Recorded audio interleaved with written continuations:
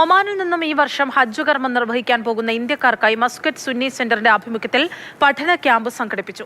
440 പ്രവാസികൾക്കാണ് ഒമാനിൽ നിന്നും ഇത്തവണ ഹജ്ജിന് അനുമതി ലഭിച്ചത്. ഇതിൽ 66 പേർ മലയാളികളാണ്. മസ്കറ്റിലെ റൂവി മൻബാഹുൽ ഹുദ മദ്രസയിൽ നടന്ന ക്യാമ്പിൽ 86 ഹാജിമാർ പങ്കെടുത്തു. ഇതിൽ 39 പുരുഷന്മാരും 27 സ്ത്രീകളും ഉൾപ്പെടെ 66 പേർ മലയാളികളാണ്. ഇന്ത്യയിലെ മറ്റു സംസ്ഥാനങ്ങളിൽ നിന്നുള്ളവരാണ് ശേഷിച്ച 20 തീർത്ഥാടകർ. ഷെയ്ഖ് അബ്ദുറഹ്മാൻ മുസ്ലിയാർ ഹജ്ജ് ക്യാമ്പ് ഉദ്ഘാടനം ചെയ്തു.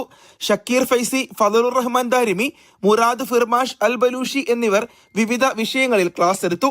ഉച്ചയ്ക്ക് ശേഷം ഹാജിമാർക്കായി മെഡിക്കൽ ക്യാമ്പും നടന്നു. തീർത്ഥാടകർക്കായി നേരത്തെ 5 ദിവസത്തെ പഠന ക്ലാസുകൾ നടത്തിയിരുന്നു. ഇതോടെ ഹാജിമാർക്കുള്ള പഠന ക്ലാസുകളെല്ലാം പൂർത്തിയായി.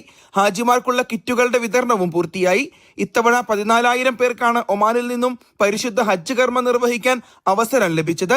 220 അറബ് വംശജരും 220 അറബിതര പ്രവാസികളുമടക്കം 440 പേരാണ് വിദേശ ഹാജിമാർ.